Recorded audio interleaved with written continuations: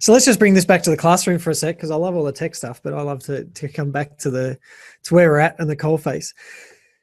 In terms of other things that we need to measure, obviously we need to measure student learning. We need to see that they're progressing, that we need to track their marks and so on. How do you see, I'm interested from a tech person's point of view, how do you see that interfacing with the sort of data that you've talked about so far?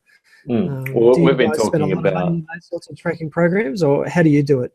We've been talking about sort of managing the school top down, looking at the school as a whole. But I think if you're going to, really drill into the classroom stuff, there's a number of tools that Google offer, with even their blogging platform and things like that. But the big one is Google Analytics for us. We pretty widely use it here. I mean, it's not every teacher uses it, but a fair few teachers use it to really track the resources they're putting up on Google Sites, or any other website for that matter. You can put Google Analytics into almost any website and track what pages they're going to on that site, how often they're visiting the site, what time periods they're visiting the site. When they go to a page, how often they're there, how often they leave the page, what pages are they exiting the site with. You can drill down into all this sort of stuff, how they're getting there as well. Are they clicking through from their email? Are they going through Google Sites? Are they clicking on a social media update or, a Facebook group? How they're finding that information. So all of that stuff is really, really powerful for teachers. And I think certainly, even from 5 years ago, that would have been something, no one would have dreamt of. Yeah, that's right. And that data is just makes such a difference too, because that's when you can start to see, well, how long are they actually spending on a site? How are they engaging with it? And you start to get some of those metrics. So as a teacher, that's the sort of stuff I like to see. Maybe a student's gone back to a particular website, 5 times. Well, I want to know that. Is there an issue? Do they not understand the concept?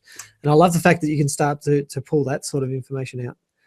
Exactly, and here's an example of a PE site that's been up and running I think it's been going for a few years now. It's just a Google site that has a whole lot of resources on it that kids use throughout the year. And if we just look at the date range here, this is the total sort of unique views or page views throughout the year. We want to make sure that this is actionable stuff, right? So you see here the term starts as a little bit of a spike.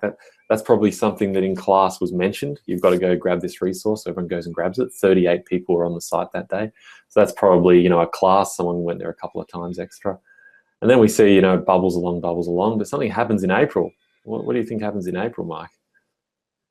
Well, let's get towards end of term. So you're looking at revision, end of topic kind of things. Exactly, yeah. Assessment tasks have been handed out and so on. Exactly, and then you see it travel through the holidays and in through to May here. So that lets you sort of figure out, okay, well, kids are really liking this for revision, but what are they looking at? So if we scroll down here, we can see exactly what they're looking at. Most of the page views are hitting the home page, and from there, the number one page is this physical education 3 and 4 page. I can then drill into that and see how many people were looking at that page in particular and when.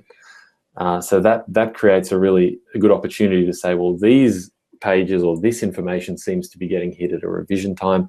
This information, like this page here, gets hit pretty evenly across the year. And we can actually go and have a look at that page if we wanted to, but I don't think I have access to this site. So yeah, that's the basics on the kind of overview of the behavior of where people are clicking through.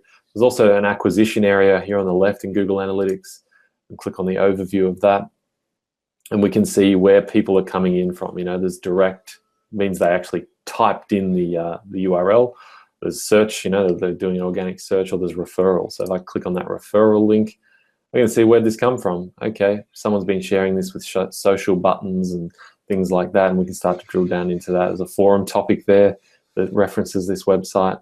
So you can see where people are coming to your website from and how useful the information is to the users. And this is really good. Like, a couple of our staff ended up just redoing their websites for revision only because they realized no one's actually looking at it throughout the term.